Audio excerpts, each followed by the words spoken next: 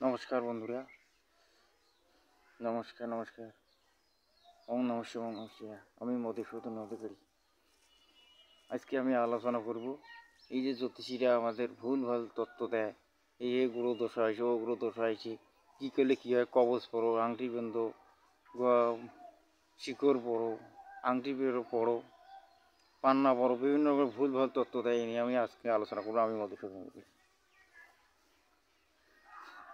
জ্যোতিষশাস্ত্রের মতে, জ্যোতিষশাস্ত্র এমন একটা শাস্ত্র যেটা বেদে বা নবগ্রহকে কেন্দ্র করে বলা হয়, সেটা আমরা সবাই জানি। কিন্তু এই যে জ্যোতিষীরা আমাদের ভুলভাল তত্ত্ব দেয়,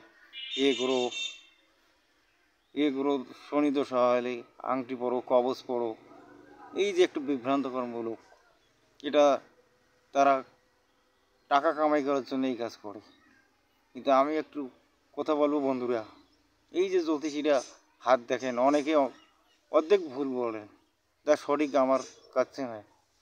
সঠিক সিদ্ধান্ত আমি দিতে পারি, যদিও আমি জ্যোতিষ সম্পর্কে অভিজ্ঞতা আমার একটু কম আছে, তারপর আমি অন্য অন্য জ্যোতিষী বা পুরানো জ্যোতিষীর থেকেও ভালো তথ্য দিতে পারি।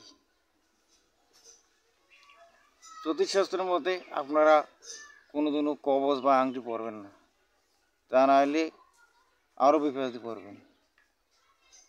জ্যোতিষশাস্ত্রের মতে আংটি পরা যাবে না, কিছুটা কাজ হবে, কিন্তু সামান্য, খুবই সামান্য, তাতে কাজ হবে না। জ্যোতিষশাস্ত্রের মতে আপনাদের গ্রহ দশা হলে, আপনারা শনি দশা হলে দক্ষিণাকালী আরাধনা করতে পারেন 108 বার, মন্ত্র জপ করতে পারেন, ধ্যান জপ করতে পারেন, তাতে আপনার কার্যকারিতা হবে।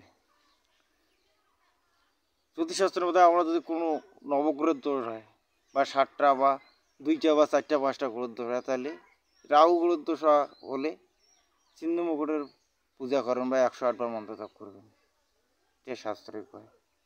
অথবা রবি দশা হলে রবির প্রার্থনা করবেন, 108 বার মন্ত্র জপ করবেন।